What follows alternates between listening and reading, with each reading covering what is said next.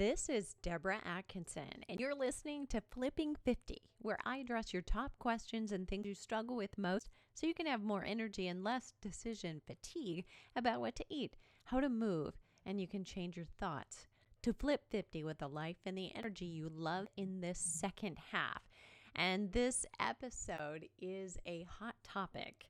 Say goodbye to bat wings, bingo arms, and the second wave goodbye, because I'm sharing 10 upper arm exercises that you can do at home. And let me talk about the elephant in the room before you say anything or think it. I can hear you.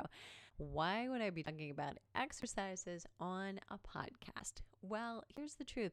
Like most exercises and most things that are potentially frustrating or we plateau at, there's a scientific basis behind it.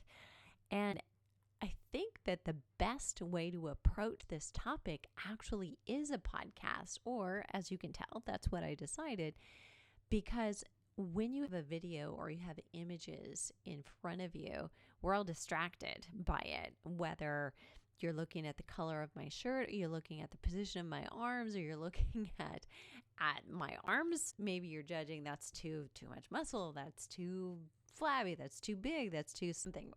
Or maybe that you really like it, and maybe you're thinking in the back of your head or front, I'll never get there. So first of all, let's wash that one out and stop comparing. It's really not about me versus you or me being any goal to try to reach. You're being the best you, me being the best me. That's really all it's all about. You and I supporting each other on that journey. We're all different bodies. We have different lever lengths. What I mean by that is you from your elbow to your shoulder is a different length than mine. And your muscles, your shoulder muscles attach in a different place on your upper arm. And what that means is you may be more or less capable of having more or less muscle. And then your desire for which of those you really want is also very different. So there are so many variables. It's so much better just don't compare you to anybody else, because you do have to deal not so much with your genetics, but I suppose that's a piece of it. Your DNA. You have the body right now as far as the attachments and the muscle type and fibers. We can do some changing of those though, and we can definitely change, and we can balance hormones, and you knew that was going to be a part of the story. So here we go. Inevitably, I am sharing 10 upper arm exercises that you can do at home, but inevitably one or more of those won't work for you for the aforementioned reasons. We're all different, and you have a history I don't have, or vice versa. So you may have a prior injury. You may have been a softball pitcher in high school, and you have some carryover ways of operating and moving those arms that you have to abide by. Maybe you've been a long-time golfer, but whatever it is, something is changing the way you versus anyone else can do certain exercises. So there's 10 there because you don't necessarily need all 10. You certainly don't need them all in the same workout, but so that you have plenty to pick from that will work. So you'll have plenty of options for creating a workout that won't bore you and will keep those muscles guessing. So drum roll, just a quick rundown of what they are. These will, I'm sure, many of them sound familiar. So these are 10 upper arm toning exercises you can do at home. Number one is Triceps Kickback, either a single or a tricep kickback with both arms. And it changes because generally we can do a little bit more weight with a single arm than we can with two. Because as we sit or stand, either one, we have to do more core exercise while we're navigating two weights. A triceps press, that's up and overhead. Skull crushers would be lying down either on the floor or on a bench. And as it sounds, the weights are coming close to your forehead. A lying tricep extension is a slightly different placement. And then I throw in a lying tricep extension with a kettlebell or with a dumbbell with your palms facing neutral. They're facing each other. Straight arm triceps extensions. You can do that seated or standing. A close grip chest press. So when you keep your arms close to your side, you keep those arms close when you come up, whether you're using a bar or a dumbbell, and my preference is dumbbells, especially if you're at home. And dips, that's just you and body weight. Triceps, triangle push-ups, and that's just a different hand placement than you might ordinarily do for your triceps. So I am going to insert a video, and if you're already a YouTube subscriber, you already see the videos when I publish them, but as I sneak this one in, it's actually not released. So only subscribers, just want to alert you to this, only subscribers get alerted when I post a video, and I keep it unlisted because I keep things sometimes just for our Flipping 50 community members, people like you, subscribers who actually are following and want kind of a step-by-step process more than just random videos anytime they want to go looking for them. So if that's you, subscribe, and then you'll be in the know when I release something, whether it's public or it's simply unlisted for all of you special peeps. So you can watch the video for a quick how-to, how to set up the exercise, each one of them, and how to perform each one of them, and what the difference is between them. I will put that right inside the show notes. So I'll mention this later, but it will be flipping50.com/10armx. So it's 10ARMEX, 10armx. And you'll find it there. And you'll also find a cheat sheet, and I'll talk more about that later. But here's the scoop. The cheat sheet is going to give you the real intel on why you're not getting as much tone. And I'm going to give you the protocol that I use, what I use, what I love, what I revert to. I haven't put some of my tried and true ones in. These are all new, and this is a new system for training and using the arms, the triceps in the back of your arms. And while you're doing that, your biceps and your shoulders will be getting some tone because it's all an integrated process for sure. But I've done some other videos with kind of a 3-step process, and I'm not including those because you've already got that series. So I'm giving you a different way to plot and strategize here. So if you really want to get some definition, some cut, grab the cheat sheet. So there will be details on the exercise and what else you need to truly tone your upper arms. And we're going to talk about that. What else? Okay. All you'll have to do is enter your best email address along with your name, and then check your spam or your trash if you don't see an email from flipping50.com within a few minutes after you put that in. So I want to address some frequently asked questions about upper arms before I dive into the what and the why, because they actually lead me right to some of the things I want to share with you about why maybe you can't get the tone and definition that you want. Question number one is, I've lost 40 or 50 or 100 pounds. Different people have said different numbers to me, and I have loose skin. How do I tone that? So here's my answer to that. As an exercise physiologist, talking about the kinesiology and the physiology of the movement, really topically, I can't help you with the skin. There will be loose skin. This is such a frequently asked question that I tap into my colleague and respected guru on all things skin and health for the skin, the holistic plastic surgeon, Dr. Anthony Yoon. And you can follow him on Instagram. He's amazing. He's come in as an expert for a Flipping 50 TV episode, and I know it so well that I'm going to say this by heart. Now, don't hold me to this, but it's Flipping 50 TV episode 18, 1-8. And he talked about what do we do with crepey skin. So both what you eat, so the antioxidants that you need to be taking in, fruits and vegetables, go figure. You also need to have some healthy fats in your diet. And there are certain foods that can be really a little more A+, if you will, foods for skin.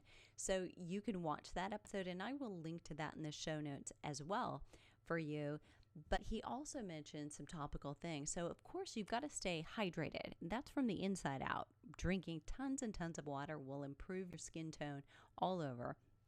But you also want to make sure it's moisturized. So you're using a good high quality lotion. And of course, I'm hoping you're already way ahead of me here. You don't want any parabens. You don't want any anything that is toxic going in across those skin membranes, because it's your biggest internal organ. So this is the best way to say it. If you wouldn't eat it, don't put it on your skin. So really important to think about, and makes you do a double take. At least it makes me do a double take on some of the topical things I've gotten from a dermatologist. I wouldn't eat those. So should I really be putting them on my skin? Sometimes I wonder. So take care of your skin from the inside out with the food, with the water, and topically, lotions that are clean and free of other toxins but have some retinol in them will help. So you don't want the same degree of retinol that you would put on your face, but you do want some. And Dr. Yoon mentioned a product called Monkey Butt, or Lady Monkey Butt. I think strangest name ever, but if you Google it, you will find it. All right, moving on. Question number 2. Can I do upper arm exercises on alternate days that I do other weights? So the clarification that I asked about that was, do you mean, so say you do your big strength training workouts on, say, Monday and Thursday. You're asking if you can do arm exercises on Tuesday and Friday. The answer to that question is no, ideally not, because all muscles need a minimum of 48 hours between to recover and rest. And even if you say, well, I'm not doing my tricep exercises on the same day that I'm doing my chest press and my bent over row and my squats and my lunges, I just don't have time to do that, so I'd like to put them in on other days. Well, your muscles operate either as primary movers or secondary movers. And so when you do a chest press, you are using your triceps.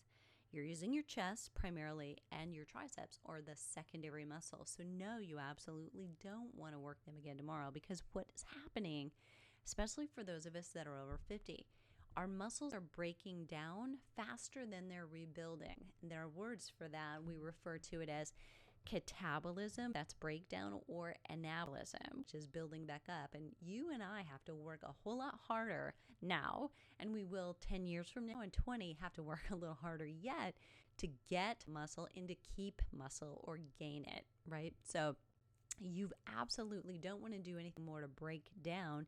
You want to, on those days between, be recovering, use other muscles, do other kinds of activity, and be eating adequate protein in order to build the muscle. That's the building block of muscle. Protein with amino acids in it. And just FYI, collagen is different. Collagen is good for hair, skin, and nails, but it is not the fuel for muscle. There's no amino acids in your collagen proteins. So your bone broth or your collagen peptides, those will not help your muscle. They may help the definition of your skin, the tone. And back to question number 1, they actually may be very supportive of better quality skin and trying to get some of that resilience back. Be patient, do those things diligently, don't look for results overnight, and you will see some benefit. So back to the question number 2 that we're on right now. Can you do those upper arm exercises, on those alternate days? No, and here's where you need to be careful of this. So if you are somebody who loves group fitness and you're in the weight room, you want to be careful that if you go to a group fitness class and the instructor kind of randomly might choose, okay, let's do some triceps today. Let's do some biceps today, right? And maybe it's because she's feeling she needs them, or he. And, if that doesn't fit into your routine, you can't just follow along. You really shouldn't. For your best benefit, you need to plan your workout. And if they're doing triceps and biceps and you did them yesterday, or you used them yesterday, or you're going to tomorrow, you'd be better off dropping down and doing some core while they're doing that, or excusing yourself from the room. So make sure that you have a plan and that you're following it for you, not just randomly following whatever some instructor may dole out. So be prepared to say, okay, here's what I need, here's what I shouldn't be doing today because I need recovery for those muscles or body parts. Question number 3 is, I have upper arm cellulite, even though I have some tone, I have some muscle. Are there upper arm exercises that can help me with cellulite? Okay, so we've got to talk about cellulite a little bit. It's such a hot topic, especially as we've got less estrogen, all right? So that's where it starts, okay? It is somewhat genetic. You can blame your parents for that. So probably if you've got older sisters or sisters, aunts, mom has cellulite or did at about your age, there's a chance that you may also. But it's also tied to decreasing estrogen levels, and that leads to a decrease in certain circulation. So there are some receptors that kind of trigger that, but essentially it's about decreased circulation due to estrogen losses. The solution then is to increase circulation, right? To move those arms. So arm-centric cardio exercise. Think about what you would call arm-centric cardio exercise. You know, I love boxing, and there's swimming, even non-cardio things like yoga, provided you're doing the type that's got transitions to downward dog and upward dog, chaturanga, where you're lowering yourself, essentially doing push-ups, and you do that multiple times during a class. You're using your arms in such a way that could be beneficial in a more endurance-based way. Lots of holds, but don't forget strength training. It should be one of the top things on your list if you want arm tone and definition. So in addition to decreasing estrogen, you've got decreasing testosterone. That causes muscle to evacuate the premises, right? So it's harder to gain that tone and definition if you're low on testosterone. Ironically or not, lifting weights will help boost your testosterone. Doing interval training just 1 or 2 times a week, don't overdo it, will also help.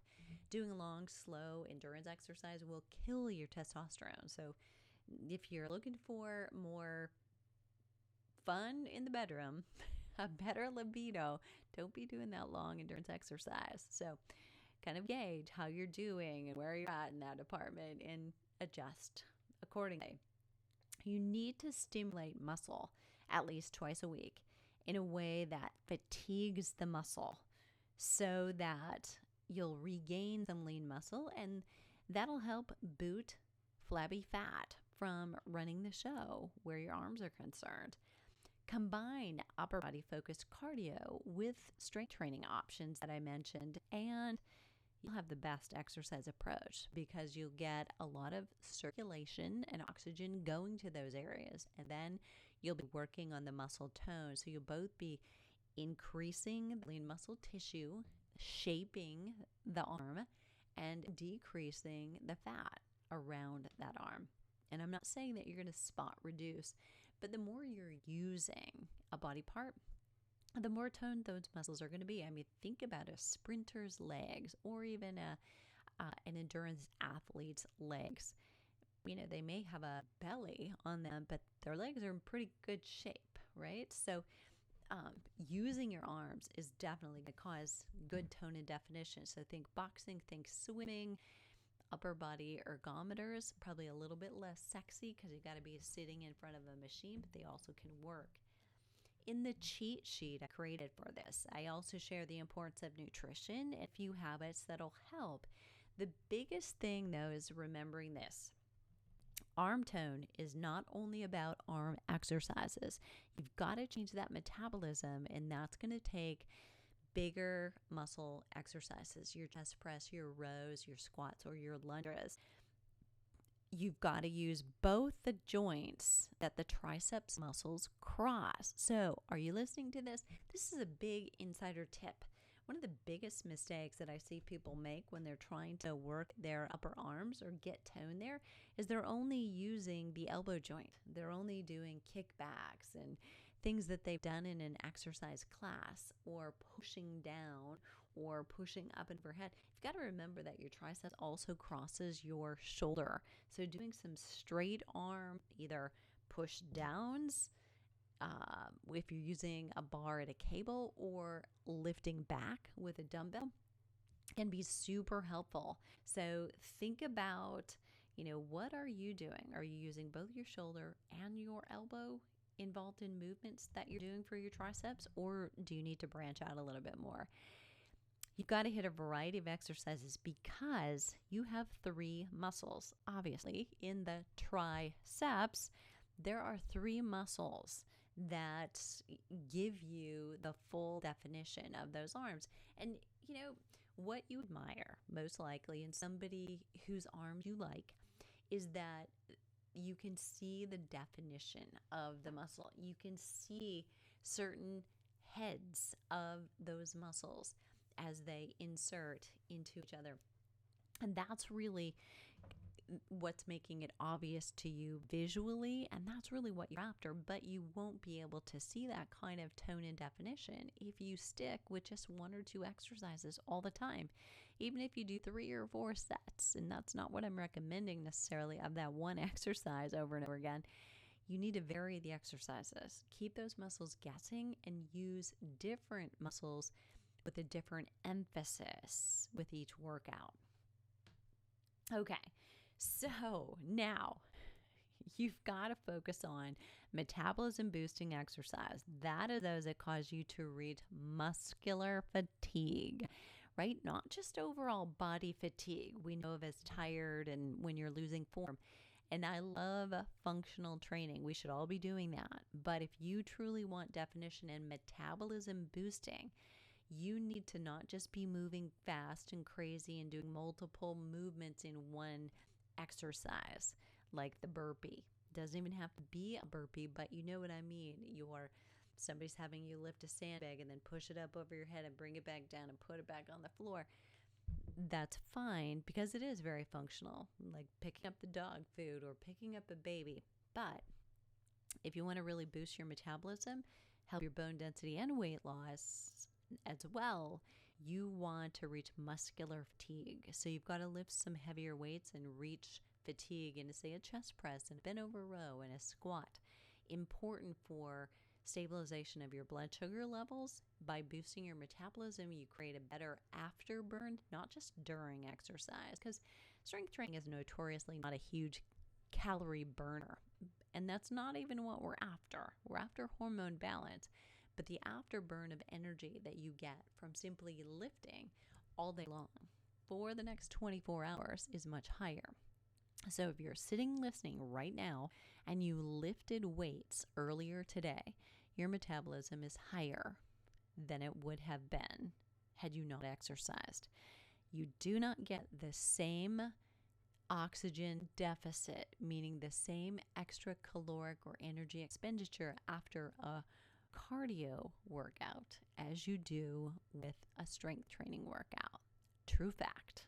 So if you want to really see definition, you've got to bring that in. So don't just dive in and take this cheat sheet and run away and say, I'm going to see great definition because I'm going to start doing this all the time. If you're not doing the other exercises, this might be a great start for you. A great way to convince yourself, yes, I can do this. I can follow it. I can get started. And then stick another toe in the water. Do another exercise and another until you have 4 or 5 exercises for major muscle groups. And you're also doing some of those arm toning exercises for your upper arms. There you go. So you do want and need those functional kinds of exercises, but if you're not really taxing the muscle to change the muscle, you're doing less for your metabolism than you could be. And that will help your arm tone and definition, that metabolism boost. If you've got a question or you want to come and get the 10 arm exercise cheat sheet and see the video, go to the show link at flipping50.com/10armx. And then join us on the Flipping 50 TV Facebook page to get all the juicy resources in the video and the cheat sheet mentioned on the show notes. It's again flipping50.com/10armx. And if you enjoyed the show, please leave a rating in iTunes. It really helps. And please know, I really appreciate it. If you happen to be listening to this show live in July, we have a few more days. And right now, in fact, we have 2. Today, you need to take advantage of the Cafe 2.0 being released at 1.0 rates. Right now, we have opened the doors to everyone. So you have, for just a very short time, the opportunity to get in, even if you haven't completed a Flipping 50 program yet, because we're going to bring everybody in. We're closing the doors to registration. So you won't be able to get in again until a short window of time in January. And we're going to keep it that way, because what we've decided is we really want to give all of the new members and current members a journey. We want to take you from A to B, and we want to give you step by step the support and the coaching that you need.